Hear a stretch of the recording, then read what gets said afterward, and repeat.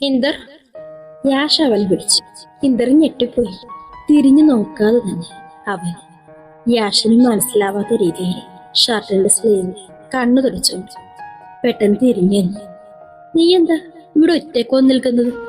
അവന്റെ നിൽപ്പിൽ എന്തോ ഒരു അസ്വാഭാവികത അനുഭവപ്പെട്ടതുപോലെ യാഷ് ചോദിച്ചു. ഏയ് നത്തിങ്, റൂമിൽ നിന്ന് ബോറടിച്ചപ്പോ ഇവിടെ നിന്നതാ. മൈയുടെ ഫാമിലി പോയോ? അവൻ ചോദിച്ചു. അവര് പോയിട്ടില്ല, പക്ഷെ നിന്റെ അടുത്ത് നിന്നൊരു സാധനം ഇപ്പൊ റോക്കറ്റ് പോലെ താഴേക്ക് പോകുന്നുണ്ട്, യാഷ് പറഞ്ഞു. അത് കേട്ടിട്ട് ഇന്ദർ പുറം കഴുത്ത് തടവി ശ്രദ്ധ തിരിച്ചു. ആക്ച്വലി നിങ്ങൾ തമ്മിൽ എന്താ പ്രശ്നം?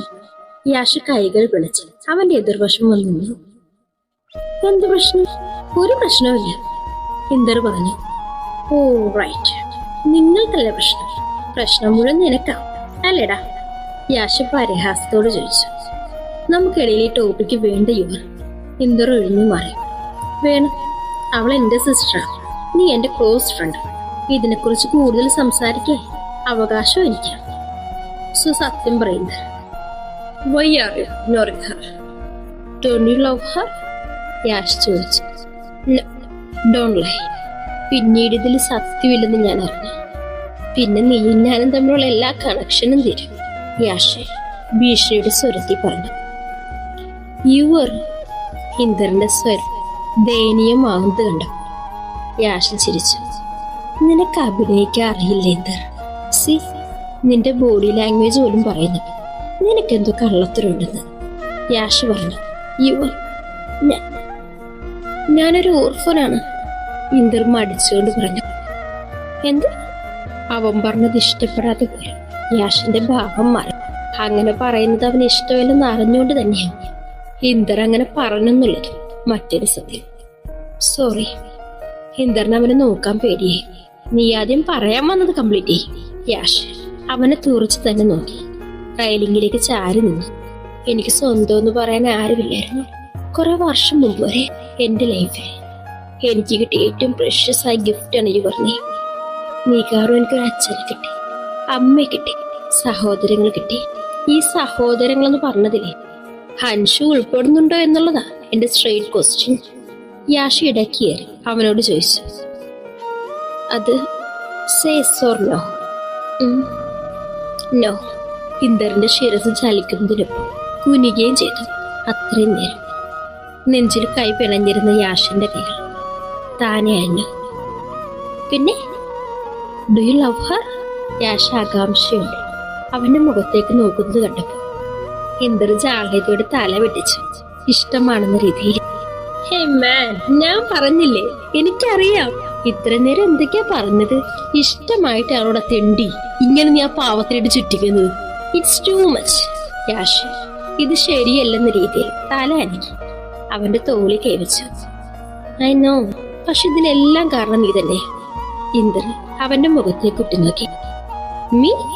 യാഷ് അവന്റെ ഞെട്ടലോട് നോക്കി സ്വന്തം നേർക്ക് വിരല് ചൂണ്ടി. യെസ്, ഹൻഷിക നിന്റെ അനിയത്തിയായതാ ഇതിനൊക്കെ കാരണം. അവൾ ഈ ആചാര്യയിലെ കുട്ടിയായത് ഇതിന്റെ കാരണം, ഇന്ദർ പറഞ്ഞു. അറിയ ജോക്കി? യാഷ് അവനെ കൂർപ്പിച്ചു നോക്കി. അല്ല യുവർ, ഞാനിവിടെ വന്നത് നിന്റെ ഫ്രണ്ടായിട്ടായിരുന്നു. എന്നിട്ടും അങ്കിളെ ആന്റി ഒരു മകനെ നോക്കുന്ന പോലെ ഇപ്പോഴും കയറിയുണ്ട്.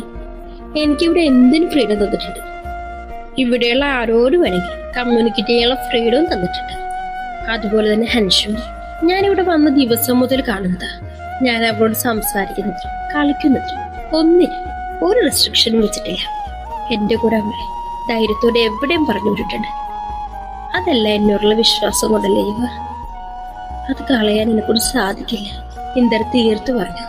നീ എന്തൊക്കെ ഇന്ദർ ഈ പറയുന്നത്? ഹൻഷുവിനെ സ്നേഹിച്ചെന്ന് വെച്ച് എന്ത് വിശ്വാസക്കുറവ് ഉണ്ടാവുന്നത്? യാഷിന് അവൻ പറയുന്നത് മനസ്സിലായില്ല. നിനക്കത് പറഞ്ഞാൽ മനസ്സിലാവില്ല. പലപ്പോഴും പല ഇവന്റ്സിലും എനിക്ക് അനുഭവപ്പെട്ടിട്ടുണ്ട് ഇവർ. ഞാൻ നിങ്ങളിൽ ഒരാളായി ഇവിടെ നിൽക്കുമ്പോൾ എന്നെ ഒരു പ്രത്യേക തരത്തിൽ നോക്കുന്നത് നിന്റെ റിലേറ്റീവ്സിനെ, ഫ്രണ്ട്സിനെയൊക്കെ ഞാൻ കണ്ടിട്ടുണ്ട്. നിങ്ങൾ ചിന്തിക്കുന്ന പോലെ ആയിരിക്കില്ല ചിലപ്പോ അവർ ചിന്തിക്കുന്നത്. ഈ ഹൻഷുവിനെ ഞാൻ അക്സെപ്റ്റ് ചെയ്തെന്ന് തന്നെ കരുതും. ഇവിടെയുള്ളവരാരും എന്നെ അംഗീകരിക്കില്ല. അതിനൊരു വലിയ എക്സാമ്പിൾ അല്ലേ നീ. ഹൻഷുവിന് എന്നോടുള്ള ഫീലിങ്സ് അറിയാമായിരുന്നിട്ട് നീ അതിനെപ്പറ്റി എന്നോട് ചോദിച്ചിട്ടില്ല. കാരണം എനിക്കറിയാം. ഇത്രയും വലിയൊരു ഫാമിലി ഒരു പെൺകുട്ടിയെ എന്നെ പോലൊരാൾക്ക് തരാൻ താല്പര്യം ഉണ്ടാവില്ല. നീ ഇല്ലായിരുന്നെങ്കിൽ എവിടെയോ പോയി അടിമപ്പൊടി ചെയ്യാമായിരുന്നു എന്നെ. ഹൻഷുവിന് കൊടുക്കുമെന്ന് തോന്നിയിട്ടില്ല. അതിനേക്കാളൊക്കെ ഉപരി ഞാൻ അവളെ മറ്റൊരു രീതി കണ്ടെന്നറിഞ്ഞ അങ്കിളും ആന്റിയും ഹർഷേട്ടൻ എങ്ങനെ റിയാക്ട് ചെയ്യും? ഈ കേരള സ്റ്റൈലിൽ പറഞ്ഞാലേ പാല് കൊടുത്തുവെന്ന് കഴിക്കാൻ തിരിച്ചു വെത്തിയെന്ന് പോലെ ആവില്ലേ? നിർത്തണം പറഞ്ഞു മുഴുവിപ്പിക്കാൻ സമ്മതിച്ചില്ല. പെട്ടെന്നായിരുന്നു യാഷ ഇന്ദറിന്റെ നെഞ്ചിൽ പൂക്കോട് പിടിച്ചൊരു തള്ളു കൊടുക്കുന്നത്. അത് പ്രതീക്ഷിക്കാതിരുന്നത് കൊണ്ട് ഇന്ദർ മണി പ്ലാന്റിനെ തട്ടി താഴെ വീണു. ഇന്ദർ വീണെടുത്ത് കിടന്ന് അവനെ മിഴിച്ചു നോക്കിയതും യാഷ അവന്റെ കോളറിൽ പിടിച്ചെഴുന്നേൽപ്പിച്ചിരുന്നു. ഇന്ദർ അവന്റെ കൈ കയറി പിടിച്ചു. മിണ്ടരുത് നീ. 1, 2 അല്ല, 5 വർഷം. 5 വർഷത്തെ ബന്ധം നമ്മൾ തമ്മിലുണ്ട്. ഒരേ ശരീരം പോലെ നടന്നിട്ട് നീ എന്നെ പറ്റി ഇങ്ങനെയൊക്കെയാണ് ചിന്തിച്ചു വെച്ചിരിക്കുന്നത്. എന്റെ ഫാമിലിയെ പറ്റി ഇങ്ങനെയാണ് വിചാരിക്കുന്നത്. യാഷ് ക്രോധത്തോട് ചോദിച്ചു. അവന്റെ വാക്കുകൾ അവനെ വേദനിപ്പിച്ചു. നീ ഇവിടെ വന്ന ആദ്യത്തെ ദിവസം നിനക്ക് ഓർമ്മയുണ്ടോ? നീ ആരാ എന്താന്നൊക്കെ അറിഞ്ഞിട്ട് തന്നെയല്ലേ എന്റെ പപ്പ നിന്നെ ചേർത്ത് പിടിച്ചത്. ഇന്ന് വരെ നിന്നോട് എന്തെങ്കിലും ഒരു കാര്യത്തിൽ അവർ തടസ്സം പറഞ്ഞിട്ടുണ്ടോ? ഉണ്ടോ? യാഷ ദേഷ്യത്തിൽ അവന്റെ കോളറിൽ പിടിവിട്ടു. ഇല്ലെന്ന് എനിക്ക് അറിയാം യുവർ. പക്ഷെ അൻഷുവിന്റെ കാര്യത്തിൽ ആ ധൈര്യം എനിക്കില്ല. അവരുടെ മുമ്പിൽ ഇത് പറയാനോ ഒന്നിനും. അത് വലിയൊരു തെറ്റായിട്ടാണ് ഞാൻ കാണുന്നത്. ഇന്ദർ പതുക്കെ പറഞ്ഞു. നിനക്ക് ഭ്രാന്താണ്. നീ ഹൻഷുവിനെ കുറിച്ച് ചിന്തിക്കാത്ത എന്താ ഇന്ദർ? അവളൊരു പാവമല്ലേടാ. ഇഷ്ടമാണെന്ന് ഒരു വാക്ക് തിരികെ പറഞ്ഞാൽ മാത്രം മതി. അത് മാത്രം അവൾക്ക് കേട്ടാ മതി. യാഷ അവനെ അനുനയിപ്പിച്ചു. ഇന്ദർ ചിന്താകുലനായി. പിന്നെ ഇത്രയും നാളും ഞാൻ ഇതിനെപ്പറ്റി മിണ്ടാതിരുന്നത് ആ നീ കരുതും പോലെ ഒന്നുമല്ല. നിന്റെ മനസ്സിൽ ഇത്രയും സീരിയസ് ആയിട്ടൊരു ചിന്ത ഉണ്ടായെന്ന് ഞാൻ അറിഞ്ഞില്ല. നിങ്ങൾ തമ്മിലുള്ളത് നിങ്ങൾ തന്നെ തീർക്കട്ടെ എന്ന് വിചാരിച്ചിട്ടാ അവള് പറഞ്ഞിട്ട് പോലും ഞാൻ വരാതിരുന്നത്. യാഷ പറഞ്ഞു. ഇന്ദർ തിരിച്ചൊന്നും മിണ്ടാതെ ഒരു തീരുമാനം എടുക്കാനാവാതെ നിശബ്ദമായി നിന്നു. ഈ ചെറിയൊരു കാര്യത്തില് നീ തലപോനി നിന്ന് ആലോചിക്കുന്നത് കണ്ടിട്ട് എനിക്ക് നിന്നെ കൊല്ലാനാ തോന്നുന്നത്. സ്നേഹമേ ഉള്ളി വെച്ചുകൊണ്ടിരിക്കാനുള്ളതല്ല, പ്രകടിപ്പിക്കാനുള്ളതാ. എന്തിനൊരു ടൈമുണ്ട്. ആ ടൈം ലിമിറ്റ് കഴിഞ്ഞാലേ എല്ലാം ഇപ്പോഴും റിഗ്രറ്റ് ചെയ്യാൻ സാധിക്കില്ല. ഇന്ദർ, എന്റെ ഹിമ്മയുടെ ഇപ്പോഴത്തെ അവസ്ഥ അറിയില്ലേ നിനക്ക്? എന്നിട്ട് നീ ഇങ്ങനെ സത്യത്തിൽ എനിക്ക് കാലി വരുന്നു. അതിനൊക്കെ കൂടുതൽ കുറച്ചു മുമ്പ് നീ പറഞ്ഞ കാര്യങ്ങൾ I didn't expect from you. വേണ്ട, നീ ഇനി എന്റെ മുമ്പിൽ പോലും വരരുത്. യാഷ അവനെ കൈകൊണ്ട് തടഞ്ഞു. ഇന്ദറിനൊരു അവസരം കൊടുക്കാതെ അവൻ ബാൽക്കണിയിൽ നിന്ന് ഇറങ്ങുമ്പോ അവിടെ മഴ നിൽക്കുന്നുണ്ടായിരുന്നു. അവളെ കണ്ടപ്പോ യാഷ അവിടെ തന്നെ നിന്ന്. ഇതെന്താ ഇവിടെ? വാഷ്റൂമിൽ പോണെന്ന് പറഞ്ഞ് പോയവൻ മെയിൻ ബാൽക്കണിയിൽ നിന്ന് വരുന്നത് കണ്ടു മൈ സ്വതവേ തോന്നിയ സംശയത്തിൽ ചോദിച്ചു. ഇവിടെ എന്താ? അവളുടെ ചോദ്യം മനസ്സിലാവാത്ത പോലെ യാഷ അവളെ കടുപ്പിച്ച് നോക്കി. വാഷ്റൂമിൽ പോണോന്നല്ലേ പറഞ്ഞത്, പിന്നെ എന്താ ഇവിടെയെന്നാ ചോദിച്ചത്? മഹി അവന്റെ ദേഷ്യം നിറഞ്ഞ മുഖത്തേക്ക് നോക്കി. ഞാൻ എവിടെ പോയാലും നിനക്കെന്ത് വേണം? യാഷ അലോസരത്തോട് ചോദിച്ചു. എനിക്കൊന്നും വേണ്ട. താഴെ അപ്പയമ്മയും പോവാൻ നിൽക്കുന്നുണ്ട്. വീറിനെ അന്വേഷിച്ചു, അതാ ഞാൻ വന്നത്. മൈ പതിഞ്ഞ സ്വരത്തിൽ പറഞ്ഞു. യാഷ അവളെ അടിമുടി നോക്കിക്കൊണ്ട് പിന്തിരിഞ്ഞ് ബാൽക്കണിയിലേക്ക് നോക്കി. അവിടെ എന്താണെന്നറിയാം. മൈ ഇവിടെ നോക്കുന്നത് കണ്ടപ്പോ യാഷ അവളെ സൂക്ഷിച്ചു നോക്കി. മയ്യ അവനെ തന്നെ സൂക്ഷിച്ചു നോക്കി. എന്തെങ്കിലും പ്രശ്നമുണ്ടോ? മൈ ചോദിച്ചു. യാഷ അവളുടെ ചോദ്യം കേട്ടത് കൈ പിണച്ചു വെച്ച് അവളെ തന്നെ നോക്കി നിന്നു. ഉണ്ട്, നീയാ എന്റെ ഇപ്പോഴത്തെ ഏറ്റവും വലിയ പ്രശ്നം. എന്താ? സോൾവ് ചെയ്ത് തരാൻ പറ്റുമോ കിരൺമയ്ക്ക്? യാഷ അവളുടെ മുഖത്തേക്ക് മുഖം അടിച്ചു ചോദിച്ചപ്പോ ചോദിക്കണ്ടായിരുന്നു എന്ന് പോലെ മൈ പതുക്കെ അവിടെ ഒഴിഞ്ഞു മാറി മുന്നിലേക്ക് നടന്നു. ഇന്നും മയുടെ അനോമലി സ്കാനിങ്ങിലുള്ള ദിവസമാണ്. 5-ാം മാസം പൂർത്തിയായി. അവൾ 6-ാം മാസത്തിലേക്ക് കടന്നിരിക്കുന്നു. യാഷിനപ്പോൾ ആചാര്യ ഹോസ്പിറ്റലിൽ എത്തിയിരിക്കുകയാണ്. മുംബൈയിൽ നിന്ന് വന്നതിന് ശേഷം ഇപ്പൊ ഇവിടെ അവളുടെ കൺസൾട്ടിങ്, കുഞ്ഞിന്റെ ആരോഗ്യം, ഇന്റേണൽ ഓർഗൻസ് ഉൾപ്പെടെ എല്ലാ അവയവങ്ങളും പരിശോധിക്കുന്ന സ്കാനിങ് ആണ്. Anomaly scanning. Hypo allergenic gel തേച്ച മയുടെ വീർത്ത വയറിലൂടെ നിർത്താതെ ട്രാൻസ്ഡ്യൂമർ നീങ്ങുമ്പോൾ മയുടെ വിരലുകൾ തലഭാഗത്ത് ബെഡിന്റെ സൈഡിൽ നിൽക്കുന്ന യാഷിന്റെ വിരലുകളിൽ മുറുകുകയും അയയുകയും ചെയ്യുന്നുണ്ടായിരുന്നു. എന്നാൽ അവളുടെ കണ്ണുകൾ സ്ക്രീനിൽ തെളിയുന്ന അവളുടെ ജീവനിലേക്കായിരുന്നു. ചുണ്ടിൽ വിരിയുന്ന പുഞ്ചിരിക്കൊപ്പം അവളുടെ കണ്ണുകൾ നിറയുന്നത് യാഷ് കാണുന്നുണ്ടായിരുന്നു അവള് കോർത്തു പിടിച്ച വിരലുകളിൽ. അവൻ മറുകൈ കൊണ്ട് ചേർത്ത് പിടിച്ചു. എന്ത് അപ്പൊ അവൻ അങ്ങനെ ചെയ്യാനാ തോന്നിയത്. ആദ്യമായിട്ട് മൈയുടെ സ്കാനിങ്ങിന് വരുന്നത്. അതിന്റെ ടെൻഷനും മറ്റവനുണ്ട്. മൈക്ക് പക്ഷേ ആദ്യത്തെ പോലെ സ്കാനിങ്ങിന് ടെൻഷനൊന്നുമില്ല. ഉണ്ടായിരുന്നപ്പോഴെല്ലാം കൂടി ഭവ്യ ഉണ്ടായിരുന്നു. എന്നാലിപ്പോ ശീലമായതാവാം. സ്കാനിങ് കഴിഞ്ഞ് അല്പനേരത്തിന് ശേഷം റിപ്പോർട്ട് ലഭിച്ചത്. റിപ്പോർട്ട് കിട്ടിയ ഉടനെ തന്നെ ഡോക്ടറിന്റെ റൂമിലേക്ക് അവർ പോയത്.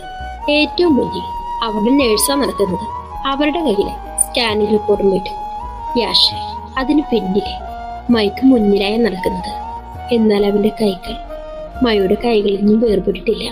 അവളുടെ കൂടെ നടക്കാൻ താല്പര്യമില്ല. എന്നാൽ അവളിൽ നിന്ന് അകന്ന് നടക്കാൻ സാധിക്കുന്നില്ല. പക്ഷെ അത് മൈക്ക് മനസ്സിലായില്ല. അവന്റെ മനസ്സിൽ എന്താണെന്ന് മാത്രം കണ്ടുപിടിക്കാൻ അവൾക്ക് സാധിക്കുന്നില്ല. May come in doctor? ഡോക്ടർ ഇന്ദുലേഖയുടെ ക്യാബിനിലേക്ക് പ്രവേശിക്കുന്നതിന് മുന്നേ യാഷ് ഡോക്ടറിന്റെ അനുവാദത്തിനായി നോക്കി. ഹേ യാഷ്, പെർമിഷന്റെ ആവശ്യമുണ്ടോ തനിക്ക്? കയറി വരൂ. ഡോക്ടർ ഇന്ദുലേഖ കണ്ണിലെ സ്പെക്സ് കയറ്റി വെച്ച് അവനെ ചിരിയോടെ ക്ഷണിച്ചു. യാഷും മൈ അവരുടെ മുന്നിലായി ഉണ്ടായിരുന്നു. ചെയറിലേക്കായിരുന്നു. ഡോക്ടർ നേഴ്സിന്റെ കയ്യിൽ നിന്ന് റിപ്പോർട്ട്സ് വാങ്ങി നോക്കാൻ തുടങ്ങി. അത് കണ്ടത് ഇരു കയ്യിലെയും വിരലുകൾ ഇരിച്ചു പിടിച്ച് ഡോക്ടറിനെ നോക്കിയായിരുന്നു മൈ. റിപ്പോർട്ട്സ് ചെക്ക് ചെയ്യുന്നതിനിടയിൽ ഡോക്ടറിന്റെ കണ്ണുകൾ മൈയിലേക്ക് നീളുന്നുണ്ടായിരുന്നു. What about you Mrs Yash? Indulekha അവളെ മുഖമുയർത്തി നോക്കി. പെട്ടെന്നുള്ള അവരുടെ ചോദ്യത്തിൽ അവൾ വെപ്രാളത്തോട് ചിരിച്ചു. ഐ ആം ഫൈൻ ഡോക്ടർ, അവള് പറഞ്ഞു. വിശ്വസിക്കാൻ കുറച്ച് ബുദ്ധിമുട്ടുണ്ടല്ലോ. ഡോക്ടർ ടേബിളിൽ കൈവച്ച് കുറച്ച് മുന്നിലേക്ക് ഇരുന്നു. യാഷും പരസ്പരം നോക്കി. തന്റെ മുഖം വല്ലാതെ നെർവസ് ആയിട്ടിരിക്കുന്നുണ്ടല്ലോ. ഹിരൺമയി വല്ലാതെ സ്ട്രെസ് ചെയ്യുന്ന ഒരാളാണ്. കണ്ടാൽ തന്നെ മനസ്സിലാവും. അവളുടെ മുഖത്തേക്ക് എന്തിലേക്ക് ഉറ്റുനോക്കിയപ്പോ മൈ പരിഭ്രാന്തിയോടെ അങ്ങനെയൊന്നുമില്ലെന്ന് എന്ന രീതിയിൽ തലയനക്കി. ഇതൊന്നും നല്ലതല്ലോ. ഈ സമയത്ത് ഓവർ സ്ട്രെസ് എടുക്കുന്നത് അമ്മയ്ക്ക് കുഞ്ഞിന് ഒരുപോലെ ദോഷം ചെയ്യും. അവർ ഗൗരവത്തോടെ പറഞ്ഞു. യാഷ് മയ്യെ കണ്ണുകൂപ്പിച്ച് നോക്കാനും പറഞ്ഞില്ല. അവളാ നോട്ടം കണ്ടില്ലെന്ന് നടിച്ചു. പേഴ്സണലായിട്ട് എന്തെങ്കിലും പ്രശ്നങ്ങൾ ഉണ്ടെങ്കിൽ അതും തുറന്നു പറയാതിരിക്കരുത്. നിങ്ങൾ രണ്ടുപേരും ലവ് മാരേജ് ആയിരുന്നില്ലേ? എന്തും തുറന്നു പറഞ്ഞു. ഇങ്ങനെ ഒരാളുണ്ടെങ്കിൽ പിന്നെ വേറെന്ത് വേണം? അവരങ്ങനെ പറഞ്ഞു. മൈ യാഷിനെ നോക്കി. ഈ സമ്മർദ്ദം ചെലുത്തുന്നത് യാഷാണെന്ന് അത് അവൾക്ക് മാത്രമല്ലേ അറിയാം. എപ്പോഴും ചില്ലായിട്ടായിരിക്കും ഹിരൺമയി പാട്ട് കേൾക്കുന്നത്, ബുക്സ് വായിക്കുന്നു. അങ്ങനെ ഇഷ്ടപ്പെട്ട ആക്ടിവിറ്റീസ് ചെയ്യുന്നതൊക്കെ നല്ലതാ. അല്ല, ഹിരൺമയി ഒരു മേക്കപ്പ് ആർട്ടിസ്റ്റ് അല്ലേ? വർക്കൊന്നും കിട്ടാറില്ലേ? അവർ ചോദിച്ചു. അത് ഡോക്ടർ പ്രഗ്നന്റ് ആയതിനു ശേഷം ഒരു ബ്രേക്ക് എടുക്കേണ്ടി വന്നു. ഇനി ഒന്നേന്ന് തുടങ്ങണം. മൈ പറഞ്ഞു. ഓക്കെ, അതിൽ നിന്നൊരു റിലാക്സേഷൻ കണ്ടെത്താൻ തനിക്ക് കഴിയുന്നുണ്ടെങ്കിൽ അതങ്ങനെ. പക്ഷെ അധിക നേരം നിന്നുള്ള വർക്ക് അത് ബുദ്ധിമുട്ടുണ്ടാകും. അവർ നിർദ്ദേശിച്ചു. ഓക്കെ ഡോക്ടർ, സ്കാനിങ് മറ്റു കുഴപ്പങ്ങളൊന്നും തന്നെ ഇല്ല. അമ്മയും കുഞ്ഞും ഹെൽത്തി ആണെന്ന് ഇനി വരെയുടെ ഡേറ്റ് അറിയിച്ചതിന് ശേഷം പിന്നെയും എന്തൊക്കെ ചോദിച്ചറിഞ്ഞുകൊണ്ട് പ്രിസ്ക്രിപ്ഷനിൽ കുറിച്ചുകൊണ്ടുള്ള ഒരു ലിസ്റ്റ് ഡോക്ടർ അവർക്ക് കൈമാറി. Thank you doctor. യാഷും മയ്യ എഴുന്നേറ്റ് അവർ ഡോർ തുറന്ന് പുറത്തേക്ക് ഇറങ്ങുന്നു. കുറച്ചു ദൂരെ നിന്ന് ഹർഷ നക്ഷത്രം നടന്നു വരുന്നു. ഇരുവരും കണ്ടു. കല്യാണം കഴിഞ്ഞതിന് ശേഷം മൈ ഇപ്പോഴാ നക്ഷത്രം വീണ്ടും കാണുന്നത്. അവളുടെ കയ്യിലൊരു ഫയലുണ്ട്. അത് നോക്കിക്കൊണ്ട് തന്നെ രണ്ടുപേരും എന്തൊക്കെ സംസാരിച്ചുകൊണ്ട് വളർന്നു വരുന്നത്. അതിനിടയിൽ ഹർഷും യാഷിനെ കണ്ടിരുന്നു. യാഷിനെ കണ്ടു. നക്ഷത്രം വേഗം കൈവീശി കാണിച്ചു. എന്തായി, കഴിഞ്ഞോ? അടുത്തേക്ക് വന്ന ഹർഷ മയുടെ ശിരസിൽ തലോടിക്കൊണ്ട് ചോദിച്ചു. കഴിഞ്ഞേട്ടോ. അവള് പുഞ്ചിരിച്ചു. ഹർഷ തലയിട്ട് hi Hiranmayi, how are you? നക്ഷത്രം അവളുടെ അടുത്തേക്ക് വന്ന് ചോദിച്ചു. ഫൈൻ മറുപടി പറയുന്നു. മൈക്ക് നക്ഷത്രത്തിന് മുമ്പ് ഉണ്ടായിരുന്ന പോലുള്ള അനിഷ്ടവും നീരസവും ഒന്നും തോന്നിയിരുന്നില്ല. എങ്കിലും മുന്നിൽ നിന്ന് യാഷ നക്ഷത്രം ചിരിച്ച് സംസാരിക്കുന്നത് കാണുമ്പോൾ ഉള്ളിലൊരു കുറ്റബോധം, പൂർണ്ണമായും വിട്ടുമാറാത്തൊരു കുറ്റബോധം. ഡ്യൂട്ടി ഉള്ളതുകൊണ്ട് തന്നെ നക്ഷത്രങ്ങൾ കൂടുതൽ നേരമൊന്നും അവരോട് ചെലവഴിക്കാനൊന്നും കഴിഞ്ഞില്ല. രണ്ടുപേരോടും യാത്ര പറഞ്ഞവള് പോയി. മയ്യക്കുട്ടി യാഷ പുറത്തേക്ക്. ഹോസ്പിറ്റലിൽ ഓരോ നിമിഷം തിരക്ക് കൂടുകയാണ്. ഇന്ന് ഡോക്ടേഴ്സ് എല്ലാവരും അവൈലബിൾ ആയതുകൊണ്ട് തന്നെ പേഷ്യൻസും കൂടുതലായിരിക്കും. തിരക്കിട്ട് പായുന്നതിനിടയിൽ വളരെ പതുക്കെ ശ്രദ്ധയോടെയാണ് മൈ നടക്കുന്നത്. യാഷ അവൾക്കൊപ്പുണ്ട്. ഇടയ്ക്ക് തലതിരിച്ച് നോക്കിയവൻ അടുത്തുകൂടി പോകുന്നവരെ നോക്കി വയർ താങ്ങി നടക്കുന്ന അവൾ കണ്ടത്. പെട്ടെന്നവൻ കരുതലോടെ അവളുടെ തോളോട് ചേർത്ത് പിടിച്ചു. മൈ അതിശയത്തോടെ അവന്റെ മുഖത്തേക്ക് നോക്കി. എന്നാൽ അവന്റെ നോട്ടം മുന്നിലേക്കായിരുന്നു. ഹോസ്പിറ്റലിന്റെ പുറത്തെത്തിയപ്പോൾ യാഷ് മയിൽ നിന്നും കൈകളെടുത്ത് മാറ്റി സെക്യൂരിറ്റിയുടെ കയ്യിൽ നിന്ന് കീ വാങ്ങി. അവൻ കാറിനടുത്തേക്ക് നടന്നപ്പോൾ മൈ അവന്റെ കൈ കയറി പിടിച്ചു. എന്താ? യാഷ് ചോദിച്ചു. കുറച്ച് കഴിഞ്ഞു പോവാം, അവൾ പറഞ്ഞു. എന്തിന്? എനിക്ക് കുറച്ചു നേരം ഇരിക്കണം, വയറും കാലമൊക്കെ വേദനിക്കുന്നു, റെസ്റ്റ് എടുത്തിട്ട് പോവാം, അവൾ പറഞ്ഞു. നിനക്കിത് അകത്ത് വെച്ച് പറയാൻ പാടില്ലായിരുന്നോ? പുറത്തു വന്നപ്പോഴാണോ ഇരിക്കാൻ തോന്നിയത്? യാഷിന് ദേഷ്യം വന്നു. അകത്തല്ല, നീ അവിടെ അവിടെ ഇരിക്കണം. ഹോസ്പിറ്റലിന്റെ ഭാഗമായി വിശാലമായ ഗാർഡൻ, വാട്ടർഫാൾ ഉള്ളടത്തേക്ക് മൈ വിരൽ ചൂണ്ടി കാണിച്ചു. തുടരും.